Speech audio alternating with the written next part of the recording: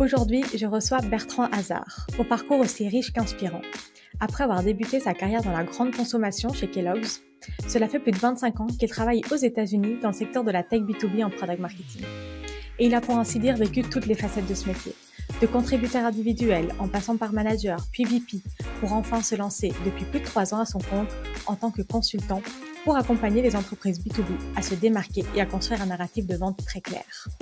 Bref, Bertrand a managé des équipes de plus de 20 PMM, recruté des dizaines de profils, structuré des fonctions de zéro et même collaboré avec la reine du positioning, April Dunford.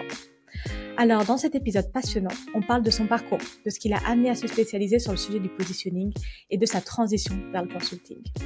On revient évidemment sur sa vision du product marketing aujourd'hui, son rôle, ses leviers d'impact, ce qui fait vraiment la différence entre un bon PMM et un excellent PMM.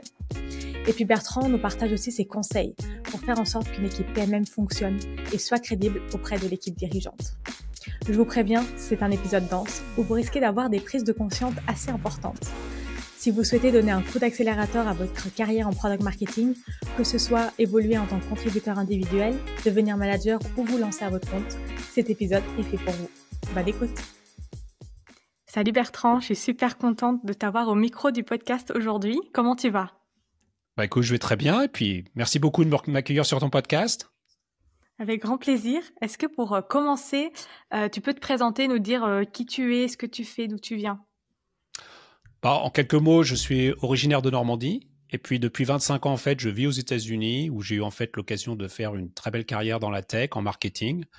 D'abord comme contributeur individuel, puis comme manager et enfin au sein d'équipes dirigeantes.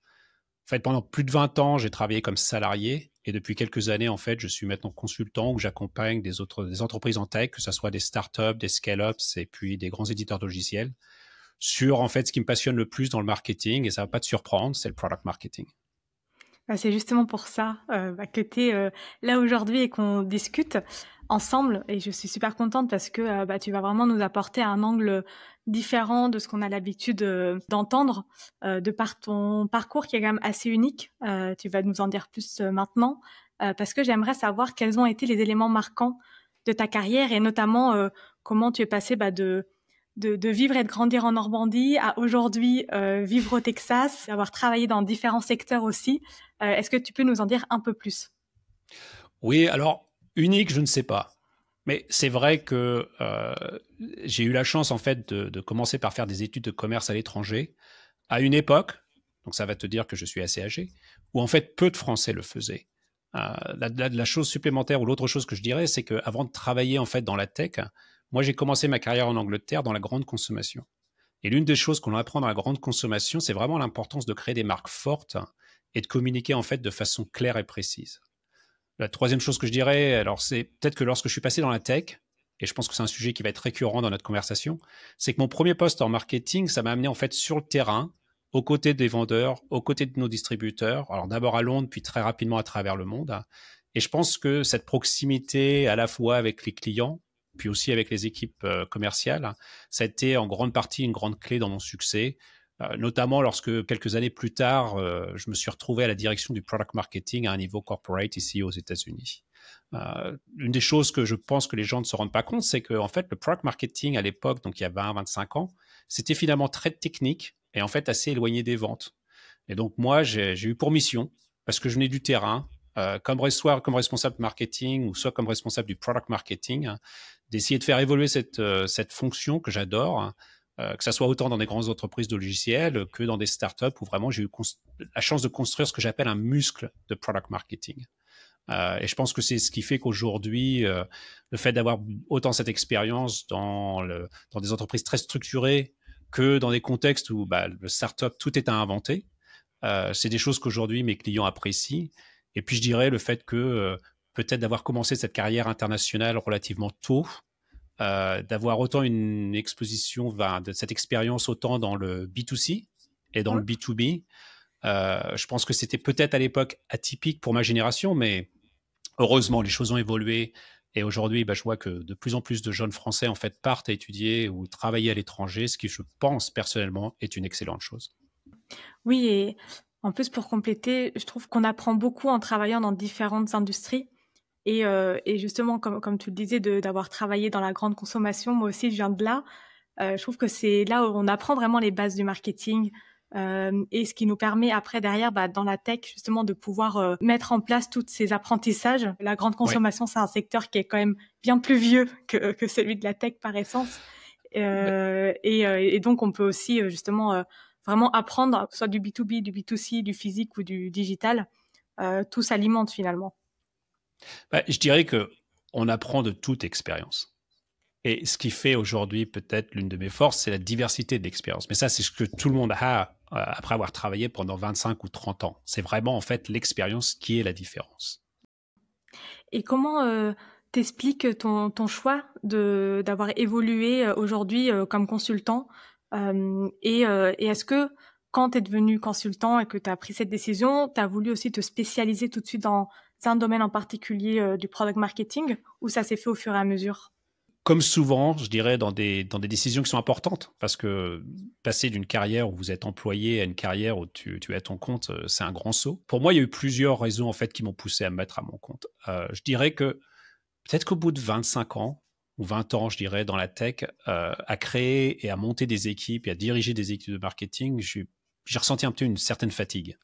Mais la chose dont on parle peu, c'est surtout que moi, j'avais beaucoup de frustration à passer plus de temps à gérer des problèmes de politique interne qu'à vraiment faire du marketing. Et c'est souvent le lot des postes de direction. Et donc, je dis souvent à des gens, moi, j'ai eu la chance d'avoir travaillé à des très gros postes de direction, mais au bout du compte, c'est pas ce qui me plaît. Et donc, ça m'a donné envie de revenir à ce que j'ai toujours aimé, c'est le product marketing. Donc, lorsque je me suis lancé en tant qu'indépendant, pour moi, c'est tout naturellement que je me suis spécialisé, comme tu disais, et que j'ai choisi en fait d'aider les entreprises dans la tech à se positionner ou à se repositionner sur leur marché, parce que je suis intimement convaincu que le positionnement, c'est la base en fait de toute croissance durable pour une entreprise. Alors après, c'est vrai que on me demande également, parce que j'ai quelques cheveux blancs et donc un petit peu d'expérience, parfois de venir et d'aider à coacher les équipes en product marketing. Hein. Mais le cœur de mon travail aujourd'hui, depuis vraiment 3 ans et demi, c'est vraiment d'aider les sociétés dans la tech en fait à se démarquer et à construire en fait un narratif de vente qui est très clair. Et donc pour qu'au bout du compte, un client potentiel comprenne très rapidement ce qui nous différencie et pourquoi il devrait choisir notre produit plutôt qu'un autre. Ça, c'est vraiment le type de problématique que j'adorais faire et sur laquelle je fais aujourd'hui et que je prends le plus de plaisir. Là, tu nous as un peu parlé de ce que tu aimes dans le métier du product marketing. Je serais curieuse de savoir vraiment dans le product marketing, au-delà de ce travail de positionnement dont tu me parles, de comment se démarquer, est-ce qu'il y a autre chose qui te plaît en particulier? Et aussi, au contraire, est-ce qu'il y a des aspects qui sont aussi plus difficiles dans le product marketing ou même aujourd'hui dans ton métier de consultant par rapport à quand tu étais salarié? Pour moi, le product marketing, c'est quelque chose qui a été très naturel pour moi. J'ose penser que je ne suis pas Obélix, plutôt Astérix, mais j'ai l'impression que lorsque je suis tombé dans le product marketing, lorsque on m'a dit que j'allais reprendre la fonction du product marketing, ça m'est semblé très, très naturel. Et la raison pour laquelle c'était très naturel, c'est parce que de par cette expérience que j'avais donc dans le B2C, de par le fait que quand je suis arrivé en fait dans la tech, tout de suite, je me suis dit, mais pourquoi on communique de façon aussi compliquée? Pourquoi on utilise autant de mots? Pourquoi on n'explique pas les choses très simplement? Et donc, lorsque j'étais sur le terrain à travailler en fait avec les équipes, ce que je faisais souvent, un crime de lèse-majesté, je reprenais en fait les documents qui venaient du corporate et je les réécrivais. Parce que j'avais cette notion, cette capacité à comprendre en fait ce que voulait un client, à comprendre et surtout en travaillant avec des vendeurs, de savoir ce que eux avaient besoin pour pouvoir aider à vendre. Et donc, je recréais le contenu. Et lorsque donc on m'a mis en charge, où je me suis retrouvé à la tête du product marketing, c'est vraiment une mentalité que j'ai pris avec moi, où je me suis dit, OK, je vais réduire le contenu de 2/3, et je le fais toujours. Et ce que je vais faire aussi, c'est que je vais me repositionner, ou je vais retravailler sur le positionnement d'un produit, puis ensuite d'un portfolio, parce que je suis convaincu que le positionnement, c'est la base de tout le messaging que l'on fait en fait à l'extérieur. Donc dans le product marketing, j'adore autant la partie positionnement, parce si on a un très bon positionnement, tout ce qui vient derrière, c'est beaucoup plus facile en vente et en marketing. Mais j'adore, et tu peux le sentir, j'adore aussi la partie vente. En fait, je pense que je suis un vendeur avec quelqu'un qui, on dit en anglais, avec un marketing hat ou un product marketing hat, mais vraiment avec un chapeau de product marketer. Et même, je vais dire quelque chose qui surprend souvent les gens, dans ma carrière, j'ai eu l'occasion en fait de demander à prendre un quota et en fait d'aller vendre. Parce que je voulais vendre pour comprendre avant de pouvoir faire vraiment mon travail de product marketer. Donc ça, c'est ce que j'adore dans le product marketing. Qu'est-ce que j'aime pas dans le product marketing? Finalement, c'est ce combat éternel que j'ai eu depuis 20 ans à essayer d'expliquer aux gens ce qu'est le product marketing. Et donc, je sais qu'on va en avoir l'occasion de discuter comment je résous ce problème-là, mais c'est l'impression qu'il faut constamment qu'on explique ce qu'est le product marketing. Dans une partie de consultant, alors c'est différent parce que la première chose, c'est que vous êtes à votre compte. Donc, le premier grand défi, ça va être de trouver des clients et puis de trouver un système qui vous permet d'avoir des clients de façon régulière. Le deuxième défi, c'est de vraiment définir des offres qui vous permettent de développer votre activité sans avoir forcément besoin de recruter. Moi, aujourd'hui, je pourrais créer une agence. Ça ne m'intéresse pas. Je suis vraiment un solopreneur. Le troisième défi, alors ça, c'est quelque chose que beaucoup de gens font du consultanat et très rapidement nous retournent dans l'opérationnel. C'est que vos conseils ne sont pas toujours écoutés. Ils ne sont pas toujours suivis. Donc, des fois, même si vous êtes convaincu que vous avez raison, faut savoir où votre métier commence et où votre métier s'arrête. Donc ça, c'est pour la partie vraiment de challenge dans la partie du consultanat. Maintenant, ce qui peut-être me passionne le plus dans le consultanat, c'est le fait d'avoir de la diversité des projets et des équipes avec lesquelles je travaille. Au lieu de me concentrer sur 1, 2, 3, 4, 5 produits pendant plusieurs années, ce qui est le lot de la majorité des product marketers, moi, je travaille sur à peu près une dizaine de produits dans une dizaine de marchés chaque année. Donc ça, c'est intellectuellement stimulant. Ça me permet de continuer à entretenir mon muscle de positionnement. Alors qu'un product marketer dans sa carrière va peut-être travailler sur 4 ou 5 gros exercices de positionnement. Moi, j'ai dû en travailler entre mon expérience dans l'entreprise et puis mon expérience en tant que consultant sur une cinquantaine. Donc ça me stimule. Ce qui me stimule aussi, c'est que lorsqu'on est à son compte, on ne peut pas se planter. Donc, il faut donner le meilleur de soi-même constamment. Donc ça me pousse. Et ça, j'aime bien. Et puis enfin, il y a la liberté de choisir ses clients. C'est facile à dire, parce qu'au départ, on ne choisit pas obligatoirement ses clients, mais après, un moment ou un autre, on a peut-être cette chance. Moi, j'ai cette chance. Et puis, c'est d'organiser le temps comme je le souhaite, quoi.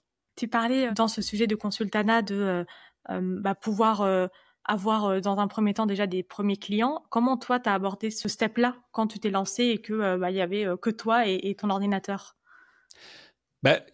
La grande différence, c'est que ça fait 25 ans que je suis dans le monde de la tech.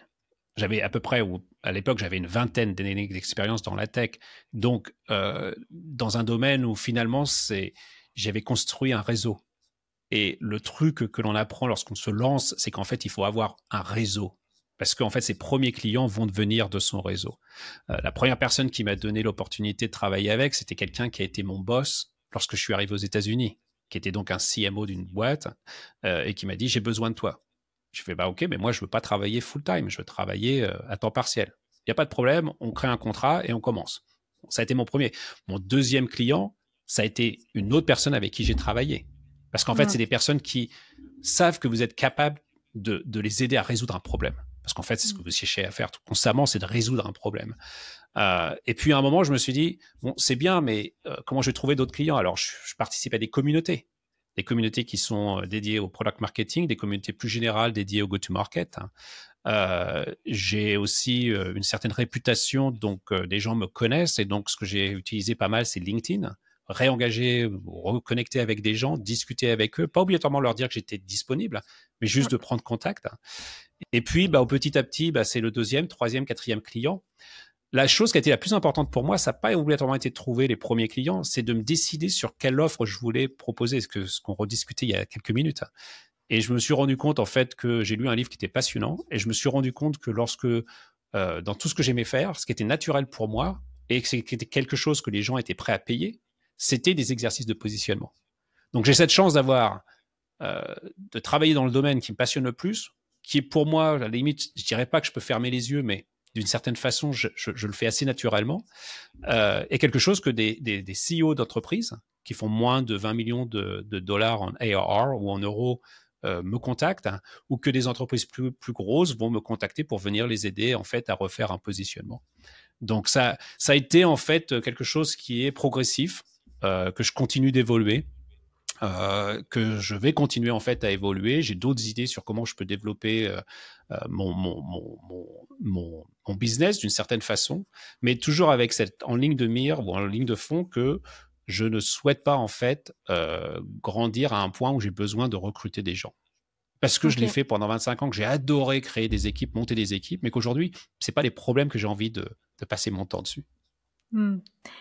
Tu parlais d'un livre justement là qui t'a aidé. Tu te souviens du titre? Je peux te le montrer, je sais pas si on faut le montrer qu'on fait, mais c'est un Ouais, livre en vas-y. fait qui s'appelle The Irresistible Guides to Winning Clients de David Fields. Quand tu lis ce livre, tu te dis, mais attends, c'est évident, c'est du product marketing pour consultants. Quelle est ta cible? Quel est ton objectif? Qui est-ce que tu D'accord. cherches à engager avec? Comment te positionner? Comment décider en fait, choisir en fait quels sont les coûts que tu vas offrir tes services. C'est vraiment un livre qui pour moi était très important dans le sens où ça a clarifié des choses que peut-être j'avais en tête mais qui n'étaient pas obligatoirement super claires dans ma tête. J'ai vraiment au bout de 6 mois pivoté en me disant bon, je peux continuer à trouver des clients parce qu'il y a toujours des gens qui sont intéressés de me recruter parce qu'ils savent que je suis capable de prendre un projet et de l'amener à conclusion. Mais il y a un moment où je me suis dit, bon, si je veux scaler sur quelque chose, sur quoi je veux scaler? Et pour moi, ça a été le product marketing. Ça n'a fait que confirmer ce que je pensais déjà. Et tu parlais sur le fait que tu as pu faire énormément d'exercices de positioning, une cinquantaine. Est-ce que aujourd'hui tu retrouves quand même des patterns finalement, peu importe les industries, peu importe les problématiques ou les tailles d'entreprise, où en fait on reprend toujours un peu, c'est un peu un puzzle que tu remets à chaque fois en place. Est-ce que tu vois des choses en particulier avec cette prise de recul et toutes ces use cases différents? D'un côté, il y a des choses qui sont évidemment similaires. Et de l'autre côté, ce qui fait que ces projets sont fascinants et passionnants, c'est qu'il y a quelque chose toujours de nouveau. Et le truc qui est le plus important à comprendre, alors on peut parler pas mal de temps sur le positionnement, mais c'est que surtout lorsque tu travailles avec des entreprises qui ont déjà un produit avec des forces de vente, hein, le plus difficile dans un exercice de positionnement, c'est en fait de s'assurer que toutes les équipes, dont l'équipe dirigeante, ça commence par l'équipe dirigeante, sont alignées autour du positionnement. Donc moi, je travaille soit avec 2 formats, soit je fais un workshop sur plusieurs jours, soit je travaille en fait à distance sur une trentaine de jours, en fait, sur quelques semaines, pour arriver en fait à ce qui est, au bout du compte, à définir quels sont les éléments, les ingrédients de notre positionnement et à définir en fait, parce que ça c'est l'application numéro 1 que n'importe quel exécutif, que n'importe quel CEO a besoin, c'est-à-dire d'avoir un sales pitch. Donc j'ai la chance, on a la chance, tu as la chance, je sais même que tu en as parlé. Moi je suis un grand fan depuis une dizaine d'années de la méthodologie que April Dunford, April Tout à fait. Dunford, a développée. Tu en as parlé, je crois, dans un de tes podcasts. Oui. Je connais personnellement April, je l'ai vu travailler. C'est tout à fait, je veux dire, autant j'utilisais cette méthodologie quand j'étais dans l'entreprise, autant je continue à l'utiliser aujourd'hui. Je dis toujours, moi, j'utilise la méthodologie. Ça marche. Donc, il y a tout un processus, il y a une méthodologie qui existe. Mais l'une des choses que j'apporte et que je fais, en fait, c'est de m'assurer de trouver cet alignement, en fait, entre tous les gens qui sont autour de la table. Et lorsque vous avez quelqu'un qui est, par exemple, autant le patron de la boîte que responsable des produits, que responsable du marketing, responsable des ventes, la plus grande chose ou le plus grosse, c'est d'arriver en fait, de les amener en fait à s'aligner et être d'accord sur les éléments clés du positionnement. Donc, ce que je dis, c'est que tu as une structure centrale qui existe, qui est à la limite, n'importe qui peut lire le livre et essayer de le faire. Mais il y a quelque chose qui est différent. Et pourquoi? Parce que l'humain est au centre. En fait, on pense qu'au produit constamment. Mais en fait, c'est l'humain. L'humain est au centre de tout. Je peux faire 2 workshops sur le même produit, dans le même marché. Je suis sûr qu'on va tomber sur un positionnement peut-être relativement similaire, mais sur une story, donc le narratif, le narratif de vente, qui va être légèrement différent parce qu'il faut prendre en compte ce que les gens, en fait, qui travaillent dans cette entreprise, en quoi pour eux c'est important. C'est Ouais. très, très exigeant parce que c'est, surtout quand on fait un workshop sur 3 jours, c'est quelque chose qui prend beaucoup d'énergie. Mais au bout du compte, ce qui est passionnant ou ce qui est très intéressant, c'est qu'en fait, un exercice de positionnement, ce qui est toujours enrichissant pour moi, c'est qu'à la fin, quand les gens ils disent oh, c'est tellement plus simple là. Là, on a quelque chose qu'on peut dire maintenant, que tout le monde va pouvoir dire à l'intérieur de l'entreprise, que l'on va pouvoir amener sur le marché, qui nous aide en fait à clarifier. Moi, je parle beaucoup de clarity dans tout ce que je fais, y compris dans le product marketing, y compris quand je travaille avec des entreprises en tant que fractional, Je ne sais pas si c'est un terme qu'on utilise en France aujourd'hui, Oui. mais le terme donc de fractional product marketer, je suis amené à le faire, souvent pour des gens que je connais, qui me demandent, viens m'aider. J'ai une équipe, mais je ne sais pas exactement ce qui se passe, ou alors, viens m'aider, il faut qu'on construise un muscle. Ben, tout ce que je fais, en fait, c'est d'amener de la clarté, de la clarté De la clarté, ouais.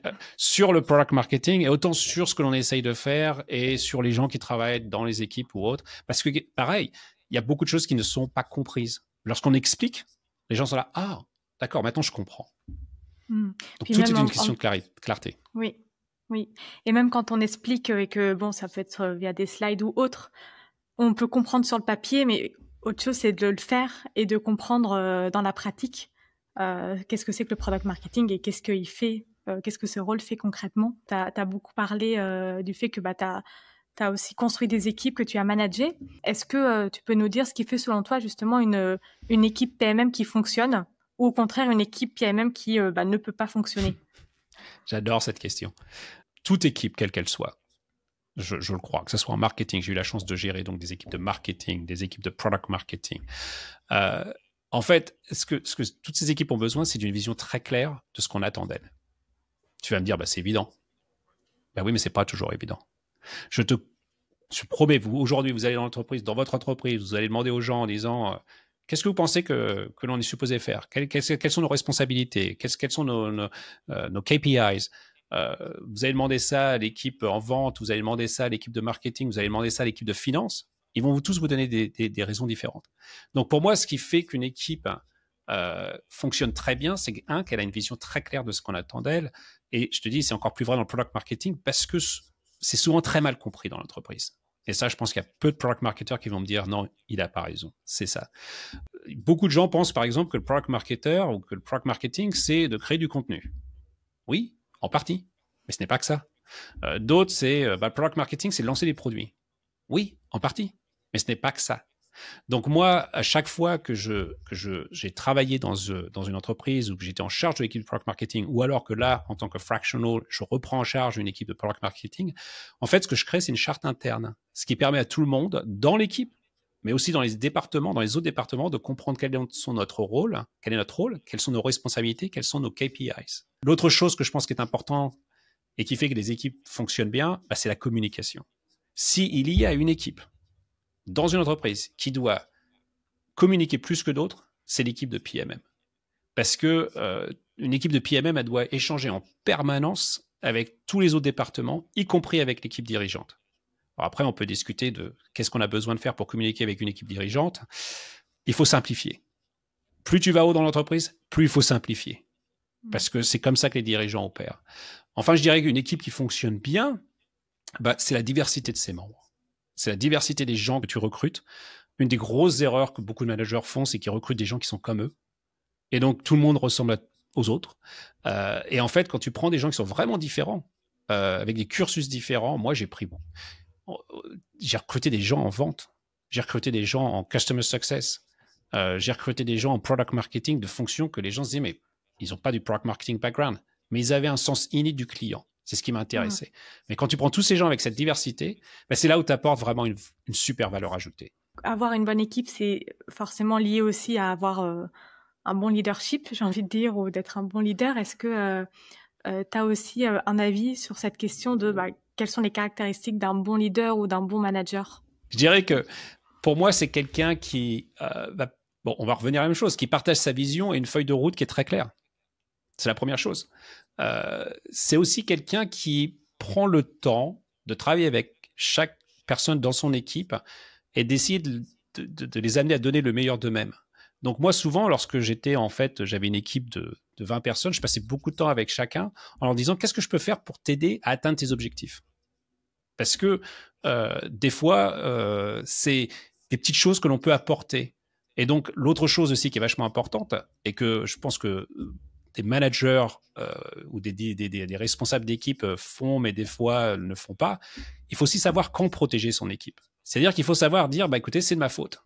Même si en fait c'est quelqu'un dans l'équipe qui a fait une erreur, il faut savoir prendre cette responsabilité. Parce que les choses ne vont jamais se passer comme prévu.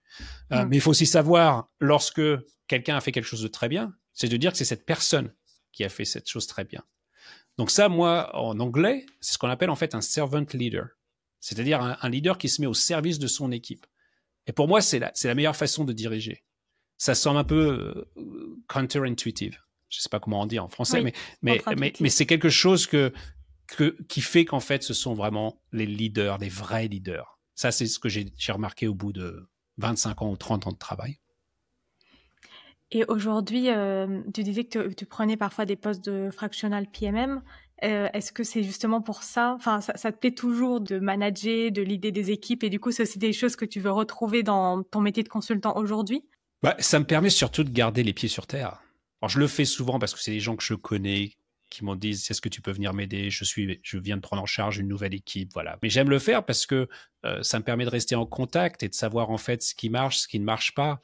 Ça permet aussi de me dire, voilà, non, mais ce que je sais que ce que j'ai mis en place et les modèles que j'ai, bon, il faut les ajuster, hein, les modèles.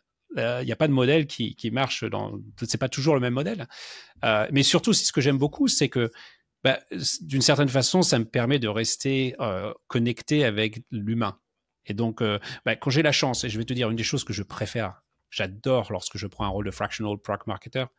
Souvent, quand on me demande de venir, c'est qu'on me dit, le product marketing, la fonction du product marketing, ça marche pas. Puis les gens qu'on a dans l'équipe, ils sont pas bons. Et au bout de quelques semaines, souvent moins, je reviens en disant, mais c'est pas qu'ils sont pas bons. C'est que par exemple, ils n'ont pas fait de formation de product marketing. Mais par contre, ils ont les bonnes intuitions. C'est-à-dire que s'ils ont les bonnes intuitions, par exemple, qui réfléchissent en termes de clients potentiels, avant de réfléchir en termes de produits, ça, c'est les gens qui, moi, m'intéressent. Et donc, souvent, lorsque je termine, je dis toujours, c'est assez amusant, les gens qu'on me disait, le product marketing, c'est terrible, on est nul. En fait, c'était pas si nul que ça. C'est-à-dire qu'en fait, il fallait juste simplement réélever la position, le product marketing, et recommuniquer avec les autres équipes pour bien que tout le monde soit aligné sur ce que la fonction du product marketing est. Et souvent, les gens qui sont dans l'équipe, et il y en a, je sais, certains qui ont très bien réussi après. Donc, comme quoi, ça, c'est une chose qui, moi, me fait plaisir. Parce que ça me permet de voir les gens et de continuer à voir les gens évoluer dans une fonction que j'adore. Si tu devais résumer en une phrase ou deux, comme tu veux, ce qu'est la fonction product marketing, ce qu'elle apporte, qu'est-ce que tu dirais? Pour moi, la fonction de product marketing, elle est centrale dans l'exécution du go-to-market. Comme je te l'ai dit tout à l'heure, ça a évolué vraiment où le product marketing était quelque chose d'assez technique. On créait à l'époque des datasheets, absolument qui servaient à rien, mais on les créait. Alors qu'aujourd'hui, je pense que c'est quelque chose où le product marketing est impliqué en fait dans des décisions de stratégie, de croissance, parce qu'au bout du compte, tout est autour d'une croissance. Et la croissance, elle est centrée sur quoi? La croissance, elle est centrée sur les produits, sur les services que l'on offre. Et la fonction du product marketing, en fait, c'est de s'assurer que tout le monde travaille ensemble et de façon cohésive pour exécuter. C'est pour ça que je dis souvent, un excellent project manager, donc responsable de projet, peut faire un excellent product marketer. Donc ça, c'est la première chose. Au bout du compte, je dis souvent en anglais, et je vais essayer de le traduire en français, que le rôle du product marketing, it's to make selling easier. Donc, de faire que les ventes soient plus faciles. Okay. Parce que ça commence aux ventes et ça revient aux ventes. Et comment est-ce que aujourd'hui tu qualifies ou tu différencies un product marketer lambda d'un très bon product marketer? Un qui est réfléchi autant stratégique, qui a une vision stratégique autant qu'une vision d'exécution. Donc, savoir exécuter, mais il faut avoir aussi une vision stratégique, donc une vision qui implique tous les départements. La deuxième chose que je parle souvent lorsque je fais des conférences, c'est qu'en fait, c'est quelqu'un qui met le client potentiel et non le produit au cœur de cette stratégie. Et une chose que je sais qui va souvent surprendre, mais je dis souvent au PMM, oubliez votre produit pendant quelques temps. En fait, j'ai même créé des conférences où j'ai parlé de forget your product, qui pour quelqu'un qui a un terme product marketer, c'est quand même assez exceptionnel parce que tu as le mot product marketer et moi je dis oubliez votre produit, oubliez-le pendant quelques instants. Mettez-vous à la place d'un client potentiel. Qu'est-ce qu'il pousse à chercher une solution comme la nôtre? Quel problème il cherche à résoudre? Quelles sont ses autres options? Et je pense que ce n'est après avoir répondu en fait à toutes ces questions, qu'on peut vraiment se demander en quoi notre produit peut l'aider. Et le plus intéressant, c'est que ces réponses à ces premières questions, c'est exactement ce que vous aurez besoin ou ce qu'on a besoin lorsque vous formez efficacement des équipes de vente. Donc ça, c'est une chose centrale. Il faut savoir être stratégique et autant être un excellent exécutant. Il faut se dire, moi, mon expertise, c'est dans le buyer. C'est pas dans le produit, c'est pas dans le user, c'est dans le buyer. La deuxième chose que je dirais, bon, on en a un petit peu discuté, mais un excellent PMM, c'est quelqu'un qui, au-delà d'être un excellent communicant, c'est un diplomate. Alors, est-ce que le fait d'être français, ça aide? Je ne sais pas. Mais d'être un excellent diplomate, parce que, comme tu le vois toi-même, et j'imagine que c'est pareil dans ton métier, c'est l'un des rares départements qui travaille vraiment avec tout le monde. Alors, l'équipe dirigeante, le nombre de fois je me suis retrouvé en face d'un CEO et autres, y compris du board. Donc, conseil d'administration, il faut savoir gérer ça. Les équipes de développement, les équipes de produits, tout le monde veut avoir ton attention. Comment tu gères ça? Vous avez 50 produits, les vendeurs, ils en vendent 3. Donc, il y a un petit peu de la compétition, il faut savoir gérer tout ça. Les ventes, il y a toujours quelque chose qui manque. Hein. On ne peut pas faire nos chiffres parce qu'il nous manque quelque chose. Le marketing et même la finance. Moi, j'ai été amené à travailler sur beaucoup de projets de pricing and packaging. Il y a des jours, je me dis, c'est super, tu as fait une formation en marketing, tu aurais peut-être dû faire aussi un minor ou une formation en finance. Ça m'aiderait beaucoup aujourd'hui. Donc ça, je pense que c'est ce qui fait que quelqu'un soit vraiment un excellent product marketer. C'est vraiment de savoir quel est son rôle, c'est de réfléchir de la bonne façon, c'est d'être un excellent communicant. Et puis, moi, j'ai toujours dit, la meilleure façon de savoir si tu as quelqu'un qui est excellent dans ton équipe, c'est lorsque vous avez les responsables des autres départements qui vous disent « Moi, j'adore travailler avec cet employé ». Ça, pour moi, ça a toujours été la clé. Et c'est peut-être la culture anglo-saxonne que j'ai développée au cours de ces 30 dernières années où c'est pas un diplôme qui importe. Ce qui compte, c'est ce qu'on est capable de faire une fois qu'on est dans une entreprise ou une fois qu'on est impliqué dans un projet. Et est-ce que tu as aussi justement des conseils pour évoluer dans sa carrière quand on est PMM? Parce que comme tu le disais, souvent on vient tous d'horizons différents. On se retrouve à faire du product marketing. Comment est-ce que, après, avec justement toute ton expérience, on se dit, en fait, qu'est-ce que je veux faire plus tard? Est-ce que je vais rester dans le product marketing? Est-ce que je vais évoluer dans d'autres fonctions? Est-ce qu'il y a des questions à se poser ou même des skills à développer pour se dire, voilà, comment je me projette ou où est-ce que j'aimerais aller plus tard? Mon premier conseil, c'est de passer du temps avec les équipes de vente, d'être sur le terrain. Le nombre de fois où j'ai repris en charge des équipes et je demandais aux gens en disant, mais vous parlez combien de fois par semaine avec des clients potentiels? Vous rencontrez des clients combien de fois? Vous êtes allé, c'était quand la dernière fois que vous êtes allé en fait, où vous avez participé en fait à une réunion de vente? Et que les gens disaient, non. Moi, tout ça, ça me choque. Parce que au bout du compte, on peut avoir un produit, on peut venir avec le meilleur messaging, mais si on n'est pas capable d'embarquer les équipes de vente ou si on n'a pas une très bonne compréhension du client potentiel à qui on veut vendre, je pense qu'on va se planter. Donc, je dis toujours aux gens, allez passer du temps avec, allez comprendre le processus de vente. Ça, c'est un énorme atout pour un product marketer parce que ça vous donne beaucoup de crédibilité. Et puis surtout, le moment où vous avez besoin de les former, ils savent que vous êtes l'un d'eux. Ça, c'est important. Une deuxième chose que je dirais qui compte et qui est extrêmement important, c'est il faut être curieux, surtout dans le monde dans lequel on vit.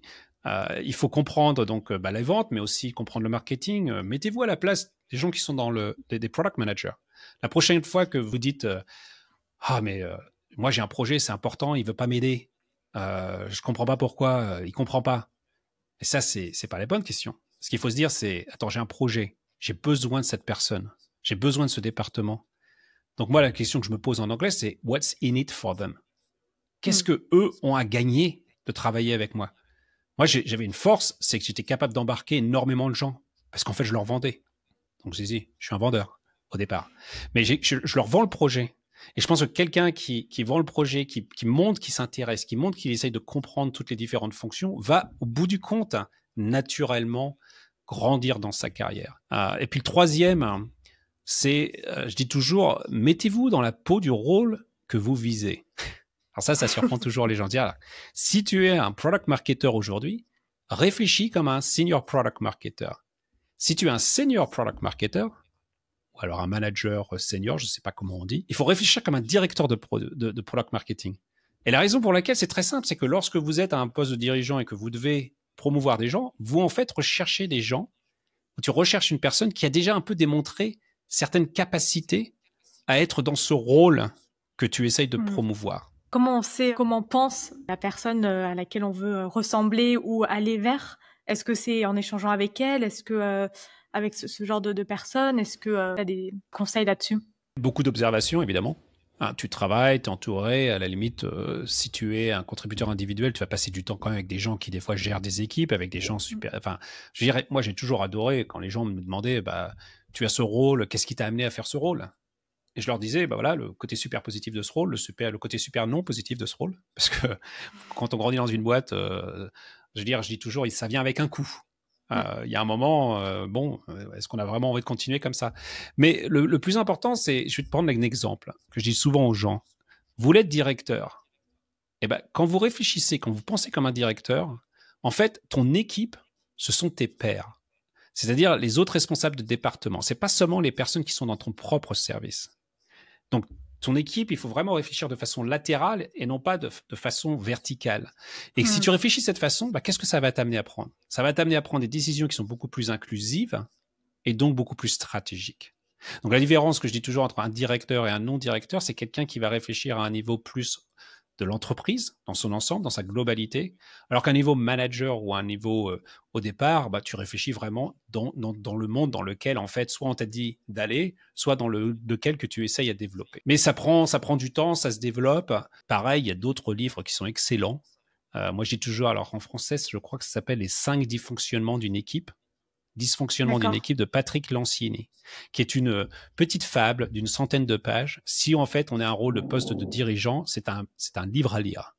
Et moi, c'est un livre que en fait j'aurais dû lire plus tôt. C'est le jour où j'étais en fait un VP ou un responsable de marketing dans l'entreprise, où je me suis rendu compte que j'avais pas compris qu'en fait mon équipe c'était les autres dirigeants. C'était pas seulement les gens qui étaient dans mon équipe. J'aurais aimé le comprendre plus tôt. J'aimerais avoir ton avis, en tout cas, ta perception de là où tu es aujourd'hui et avec les entreprises avec lesquelles tu travailles sur l'évolution du product marketing, justement, et si tu vois aussi d'ailleurs une différence entre ce qui se passe aux US versus en Europe ou en France. Est-ce que tu as vu au cours de toutes ces années une évolution de la fonction de par ce qu'elle fait, comment elle est perçue et ce qu'elle va devenir aussi? Vu que je n'ai pas travaillé directement avec la France, à part avoir eu des employés qui étaient dans différents pays, alors que ça soit en Europe, en France, que ça soit en Asie ou autre, je ne sais pas s'il y a une différence qui est très marquée entre la France, l'Europe, les États-Unis. Moi, ce que je peux te dire, c'est qu'aux États-Unis, c'est un rôle qui a beaucoup évolué. Comme je te l'ai dit, il était très technique et aujourd'hui, c'est un rôle qui est beaucoup plus stratégique. On en a parlé, il n'est pas rare qu'aujourd'hui, un responsable de product marketing participe à des décisions clés et est un acteur majeur dans l'exécution du go-to-market. J'ai même vu des situations où un product marketer ou un directeur de product marketing va reporter directement à un CEO et non pas à un CMO. Ce qui est très intéressant. Et je pense que je sais pourquoi, mais on peut en parler. Mais la chose que moi, je trouve le plus intéressant, et c'est là, ça me fait plaisir, c'est que tu as de plus en plus de CMO qui en fait sont passés par le product marketing avant de prendre en charge toute la partie demand generation. Et je pense que ceux qui se démarquent vraiment beaucoup, c'est un terme que j'ai entendu il y a quelques années qui m'a tilté, mais qui je pense aujourd'hui est encore plus important, c'est quand tu réfléchis en termes de CMO. Alors aux États-Unis, la traduction ça se dirait Chief Marketing Officer, mais en fait c'est les gens qui se définissent comme des Chief Market Officer. Et cette petite nuance est critique parce qu'en fait ça veut dire qu'ils sont avant tout connaissants ou ils connaissent avant tout leur marché. Et ça, c'est quelque chose que je pense qui va évoluer encore plus dans le futur. Donc, pour moi, les gens qui sont product marketing, il y a un potentiel énorme et je pense que ça va ouvrir des portes non seulement en product marketing, en marketing, mais au-delà du marketing à terme. Tu as des conseils pour que justement cette fonction product marketing ou en tant que contributeur à faire du product marketing pour avoir un vrai impact au sein de l'entreprise, au sein de son équipe? Il y a deux choses. L'une des choses sur lesquelles j'ai déjà un petit peu commenté avant, c'est que moi, lorsque je prends, que ce soit en fractional ou lorsque j'étais employé une équipe de product marketing, je mets en place une charte du product marketing et on peut en discuter en quoi ça consiste. La deuxième chose, parce que j'aime bien que les choses soient très claires, il n'y a pas d'erreur, tout le monde sait ce que l'on fait, on est clair sur les KPIs sur lesquels on va être évalué. Ça, c'est essentiel. Et l'autre chose, j'aime beaucoup parler et regarder en fait le succès du product marketing ou l'impact du product marketing en termes de leading indicators et des lagging indicators. Donc des indicateurs avant et des indicateurs après. Donc par exemple, Moi, ce que je trouve qui est une opportunité pour toute équipe de product marketing, c'est d'avoir un impact sur la conversion d'un prospect qui est semi-qualifié en véritable opportunité de vente. Là, si vous êtes en product marketing, vous avez énormément de choses à votre disposition. C'est vous qui décidez qui on va cibler. C'est vous qui avez une influence sur le positionnement, sur le messaging. C'est vous qui avez une influence sur comment vous présentez un nouveau produit, une nouvelle solution.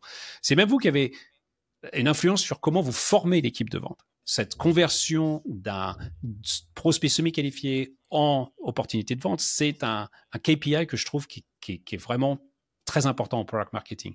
Et puis un lagging indicator, c'est la conversion de cette opportunité en client payant. C'est ce qu'on appelle le close one, où là aussi, vous avez énormément de choses que vous pouvez faire pour impacter. Et je peux vous dire, si vous avez une conversation au niveau des dirigeants et que le CEO dise qu'est-ce que fait le product marketing et que le responsable des ventes dise nous, ils nous ont aidés parce qu'avant, on avait un closed one rate de 25% et aujourd'hui, il est à 28% grâce à leur effort. Vous êtes assuré que le product marketing va avoir les ressources qu'il a besoin dans le futur. Donc, ce que je veux dire et ce que je veux souligner, c'est que mesurer le product marketing uniquement en nombre de contenus créés ou de produits lancés, c'est bien, mais ce qui compte, c'est de ramener tout à l'impact financier. Ça, c'est fondamental, y compris où j'ai forcé, je ne devrais pas dire ça, mais j'ai imposé à certaines équipes d'être responsables d'un chiffre. Leur dire, vous êtes responsable d'un chiffre, ils paniquent. Mais en fait, le chiffre, il est partagé. Mais si eux ne sont pas impliqués dans le chiffre et que tous les jours, ils ne regardent pas comment on a influencé en termes de pipeline, en termes d'opportunités créées et en termes de vente, au bout du compte, ils vont se retrouver en marge à un moment ou à un autre. Tu parlais de cette charte product marketing. Est-ce que tu peux nous en dire plus sur en quoi elle consiste? C'est quelque chose que j'utilise à plusieurs études. Donc là, c'est évidemment pour apporter une certaine clarté sur ce que fait le product marketing, mais c'est aussi en fait une excuse pour aller rencontrer les pairs, donc les autres responsables des autres départements. Et en fonction des discussions que l'on a, où je leur explique voilà ce que fait le product marketing, ce que je pense, voilà comment je pense qu'on peut travailler ensemble, qu'est-ce que vous pensez, qu'est-ce qui a marché avant, qu'est-ce qu'on pourrait faire différemment. Ça montre deux choses. Un, je suis prêt à les écouter, et donc à collaborer de manière constructive. Et deux, ça me permet de comprendre mieux leurs priorités. Donc c'est là où je réfléchis comme un directeur et non pas comme un manager. Maintenant, qu'est-ce que j'inclus? Moi, je présente ça sous des slides parce que je suis un fan de slides. Donc voilà, mais on pourrait très bien le faire dans un document Google Doc, mais tu pourrais aussi le faire sur une plateforme comme Notion, pourquoi pas. Moi, ce que j'inclus en général, je commence par un visuel qui représente le go-to-market motion. C'est-à-dire que dans un modèle de sales-led, donc où il y a des équipes de vente, c'est souvent le funnel classique marketing-vente, qu'on est tous familiers. Et puis quand c'est une approche PLG, donc Product-Led Growth, moi j'ai créé un flywheel, c'est-à-dire un modèle légèrement différent parce qu'il faut montrer en fait que le premier objectif dans un PLG model, c'est de construire une communauté d'utilisateurs non payants et le second, c'est de les convertir en clients payants. Donc mais j'utilise ça, pourquoi? Parce que je vous montrer concrètement sur ce qui représente l'engin, le moteur de croissance de l'entreprise, où le product marketing peut avoir un impact. Donc très rapidement, c'est dire, nous, on va vous impacter ici, en haut du funnel, au milieu du funnel, en bas du funnel. Donc ça, je mets ça en général, je commence par ça. Ensuite, j'intègre une section qui est plus dédiée au product marketing, où en fait, je crée une vision, une mission, et quels sont les piliers sur lesquels repose notre stratégie. Donc, en général, il y a quand même toute la partie de positionnement, messaging, il y a la partie d'éducation, formation des ventes, il y a la partie de contribution à les campagnes qui sont créées par le marketing, et puis il y a une partie pilier qui est de mesure. Moi, un des 4 piliers que j'ai, c'est de mesurer en fait l'impact du product marketing. Je le mets au même niveau que les autres. La troisième chose que je fais dans ce document, en général, c'est de présenter les membres de l'équipe. Ça semble basique, mais oui, mais les autres équipes en dehors ne savent pas toujours. Et quelle est leur responsabilité? Et j'aime beaucoup qu'on a clarté. Donc, Carlotta, elle s'occupe de ce produit-là. Et puis, elle s'occupe de ces initiatives-là. Et puis, Bertrand, il fait ça.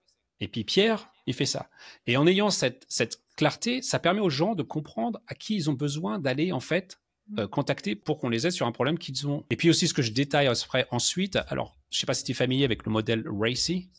Oui. Donc, what you're responsible, accountable, consulted, informed. Ça, c'est super important. J'ai un slide qui dit, voilà, dont on est responsable directement. Par exemple, positionnement, messaging, lancement de produits, formation d'équipe. Sur quoi on est accountable. Par exemple, s'assurer que les pages produits du site web sont à jour. Sur quoi on est consulté. On va participer à une conférence, on a besoin d'être consulté sur le messaging. sur les visuels qu'on va utiliser. Donc ça, c'est le marketing qui vient vers nous. Et sur quoi on a besoin d'être informé. C'est bien de savoir si l'équipe de dirigeante et l'équipe de product va lancer un nouveau produit. C'est bien de le savoir vachement à l'avance. Donc ça, c'est d'être consulté. Et enfin, ce que j'inclus dans ce document, c'est en fait notre plan d'exécution pour le trimestre à venir. Et dans ce plan d'exécution, je parle des choses qui sont ce que j'appelle du run the business, c'est-à-dire que tu dois faire. Tu peux pas arrêter, il faut que tu fasses, il faut que tu updates tes web pages, par exemple, tes pages de produits. Et ce que je parle de change the business. Et là, ce que j'essaie de me montrer, c'est quelles sont les initiatives stratégiques sur lesquelles on va travailler, que l'équipe va travailler, qui vont en fait vraiment aider avec l'entreprise qui, par exemple, avait une croissance de 5%. Comment on va aider cette entreprise de passer de 5% à 7% ou à 10%. Donc ça, c'est tout ce que j'inclus en fait dans ce document. Et que j'utilise mais constamment parce que c'est comme ça, je dis, vous ne pouvez pas faire une erreur. Nous, c'est très clair ce qu'on fait. Il n'y a pas de doute. Et surtout, à l'époque, je créais même des slides en disant, voilà sur quoi on ne va pas travailler. Et ça choquait toujours les gens. Vous ne faites pas ça? Bah non, je ne suis pas là pour être un content manager. Je suis là pour vous donner, en fait, un blueprint de notre positionnement et notre messaging. Et si vous n'êtes pas capable de prendre ça et de créer une campagne, il y a deux problèmes. Soit j'ai fait un très mauvais travail et vous ne comprenez pas, donc il faut que je retourne à mon bureau et que je travaille dessus. Soit franchement, vous attendez que moi je fasse votre travail aussi, mais dans ce cas-là, il faut que vous me payiez votre travail, pas de salaire. Ça, c'est des conversations qui sont toujours assez amusantes. Ça marcherait peut-être pas en France, je sais pas, mais ça marche aux États-Unis. À tester. Merci beaucoup Bertrand pour tous ces conseils et retours d'expérience. C'était vraiment passionnant cet échange avec toi. Je te propose de finir avec 3 questions. La première étant, quel est le prochain sujet ou la prochaine personne que tu aimerais écouter sur ce podcast? Alors, j'aimerais bien écouter une personne en français. Ça serait bien, parce que j'écoute beaucoup de podcasts, mais ils sont en anglais. Moi, ce que j'aimerais bien, ce serait d'avoir un responsable du marketing, un CMO, directeur de marketing ou même un CEO qui a commencé en fait sa carrière ou qui a eu une partie dans sa carrière en product marketing et qui parle comment en fait cette expérience les a aidés en fait à atteindre là où ils sont aujourd'hui. Je pense que ça serait très intéressant parce que tu as sûrement pas mal de gens qui écoutent ton podcast, comme on en parlait tout à l'heure, qui se disent comment moi je peux grandir à l'intérieur de la fonction product marketing, mais aussi d'aller vers d'autres rôles. Moi, je suis passé du field, donc du terrain, au product marketing, en marketing. J'ai même pris des responsabilités plus importantes et je suis revenu. Et ça, je suis revenu parce que je voulais me recentrer. Donc ça serait sympa. Si tu avais un Français que tu peux parler de ça serait vraiment très intéressant. Est-ce que tu recommandes des livres ou des ressources en particulier? Podcast, j'écoute beaucoup de podcasts. L'un qui s'appelle Business Wars et l'autre qui s'appelle Business Movers, qui sont tous les deux de la Wondery. Donc, on pourra partager des liens. Et ce que j'aime dans ces podcasts, c'est qu'en fait, ça raconte l'histoire de très grands entrepreneurs ou de sociétés concurrentes, en fait, qui ont soit créé de nouveaux marchés, soit complètement révolutionné leur secteur. Alors, c'est Enzo Ferrari dans l'automobile de luxe, c'est Conrad Hilton dans l'hôtellerie. J'utilise toujours ce cas parce que personne ne le connaît, mais c'est Bill Rasmussen, qui était en fait le fondateur d'ESPN, qui était la première chaîne dédiée au sport. Aujourd'hui, c'est évident. Mais à l'époque, ça n'était pas évident. Et ce que j'adore, c'est que, c'est pour ça que je lis aussi beaucoup de biographies, c'est que moi, j'étudie le passé. Parce que quand tu étudies le passé, que tu regardes les dynamiques concurrentielles, les choix stratégiques de ces grands acteurs, que tu comprends en fait qu'ils n'ont pas eu le succès en un jour, qu'ils se sont beaucoup plantés avant d'avoir réussi, je trouve qu'on apprend énormément. Peut-être que c'est parce que mes parents étaient dans l'histoire, la géographie, dans ce monde-là, mais je pense qu'on oublie beaucoup ce qui s'est passé dans le passé, mais si on regarde ce qui s'est passé dans le passé, constamment j'écoute ces émissions et je me dis ça je peux l'utiliser avec un client, ça serait intéressant, c'est une bonne façon de présenter les choses. Donc ça, c'est 2 podcasts que j'adore. Côté livre, j'ai parlé tout à l'heure de la méthodologie que j'utilise, c'est les livres de April Dunford, donc Obviously Awesome, et son deuxième livre qui est Sales Pitch, qui je pense qui est aussi excellent parce qu'il permet vraiment de structurer un narratif de vente qui est vraiment très percutant. Donc ça, je dirais ça. Et puis bon, il y a sûrement plein d'autres livres que je pourrais te dire, mais je dirais que c'est sûrement des livres que je commencerai à lire. Merci pour ces partages. Et la dernière question, où est-ce que les auditeurs peuvent te contacter? Le plus simple, c'est de se connecter avec moi sur LinkedIn. Moi, j'ai tendance à toujours répondre aux messages que je reçois.